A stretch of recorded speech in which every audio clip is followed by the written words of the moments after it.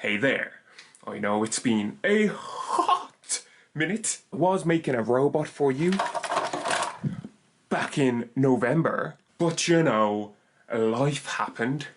So, today, I'm just gonna tell you a story. This is the story about how I got trapped in a girl's toilet and it almost cost me a job. So as some of you know, I am a part dragon. That was my job. To breathe fire, eat fire, spin fire. No wings though.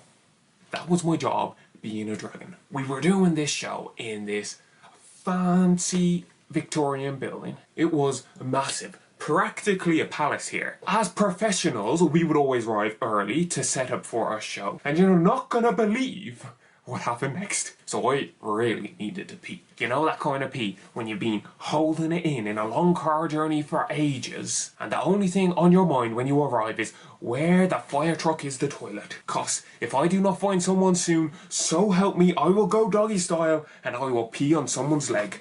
So I go off in search of a toilet, as you do in these situations. I follow the signs to the toilet, and it ends up bringing me to these massive underground 200-year-old corridors. A super wide arching labyrinth. So I'm down here desperately searching through these corridors, trying to find somewhere to pee. And down the end of this one long corridor, there is this one door, and it is the girls' bathroom. And I'm like, okay, great. That means the guys, it must be close by. So I turn around and I go off in search of the little boys' room. I keep searching corridor after corridor. It was kind of like that maze screensaver from Windows 98.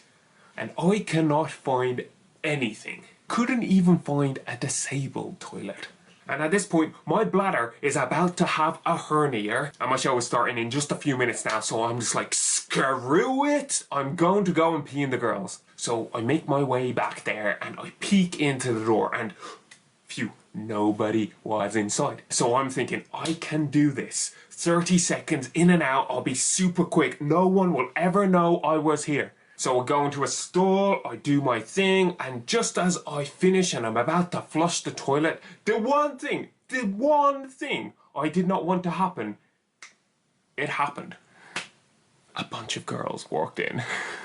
And so I do like a mini freak out here. I'm like, don't flush, don't breathe, don't move, they won't know you're here. And you can just run out when they go into the stalls. But no. No, no, no, no, no, no, no. Apparently, girls do not go to the bathroom to pee. No, no, no.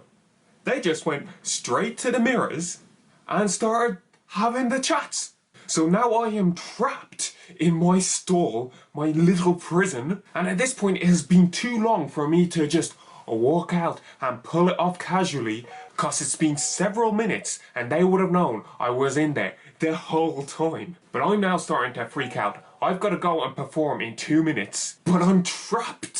So I do the most logical thing that I could think of to do in this situation. Only thing that I could think that could help. I started live tweeting about it, telling all 40 of my Twitter followers what was going down. It would seem Sarah's Tinder date had not gone well. I cannot believe he brought me to a McDonald's drive-thru for our date. Don't know why I did an American accent there, but we'll just go with it. Listen up here, guys. Romance tip. You cannot bring a girl on a date to a McDonald's drive-thru. If you want to get the good stuff, you have to actually go inside of the restaurant and buy her an extra large box of chicken nuggets. So it's now been several agonizing minutes and I am still trapped in this bathroom. So I text my friend who I was doing the show with, I'm trapped in the girls' bathroom.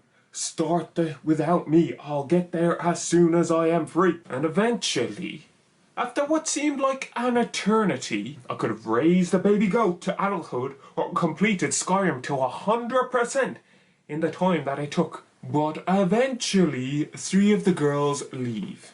Mind you, without a single one actually going to pee. Like, what is the point of going to the toilet if you're not going to go to the toilet? But they just get up and vacate the vicinity, leaving only one girl behind. The next thing I hear is her running into a stall, slamming the door shut, and a few seconds later...